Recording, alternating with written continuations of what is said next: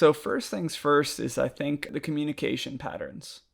So a lot of the problems that are going to stem around anxiety, at least between you and a partner, is if you're letting that be projected onto them in a harsh way. Okay, like, I don't know, you're stressed and you're taking that out and you don't know how to manage it well. And they are going to take it as if you are stressed with them, you are upset with them, and maybe fill themselves with stories of why you are acting this way. And so I think the first thing is to understand to give them context and speak honestly, at least some of the time when you're struggling. So I don't know how you're specifically experiencing the anxiety, but let's say you're just really stressed out and nervous about something coming up in work and it's been affecting your mood all evening. I think the best thing to do is to get ahead of it and even saying something like, starting from a place of I. So say, hey, I just want you to know right now, I've been kind of stressed out, or I'm feeling pretty in my head. And if I'm coming across a little distant or a little frustrated, know that it's not you. I'm working through some stuff. At least giving them some context of why your behavior is changing or why you're experiencing those things. Again, so they can put into their head like, okay, it's not only about me. They're not secretly upset at me. And then they can empathize and want to support you if you want it.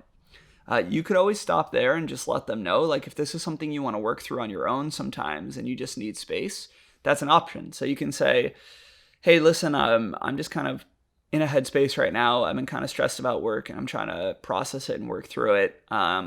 If I seem on edge or something, it's not you, I'll let you know. But I just probably need a little bit of time today. Okay, and if that's the way that you tend to find yourself sometimes wanting to work through that, independently needing space, needing time to disconnect, that's healthy to do that as long as you give them that explanation so that you don't just, like a lot of people with anxiety, just shut down and go off to themselves or ignore their partner, and then it causes a whole host of issues.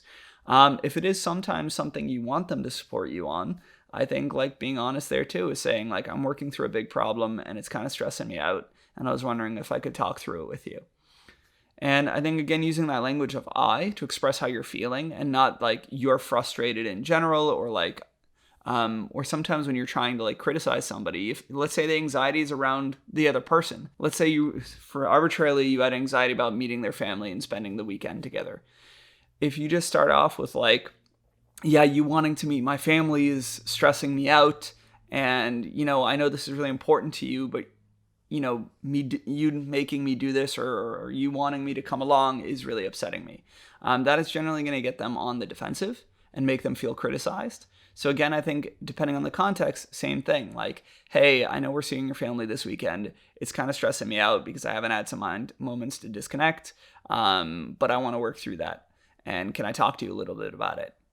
So recapping at least the communication between a partner and yourself in terms of managing anxiety is giving them context, starting from a place of I, and knowing how you best want to process it, and at least saying like, I need time alone, and setting your boundaries or expectations, or I'd like you to join me instead of leaving it vague. I think a lot of men just like deal with their frustrations and they just shut down. They don't give any context, and then sometimes they want help from the partner and they're afraid to reach out and they're afraid of being seen as weak.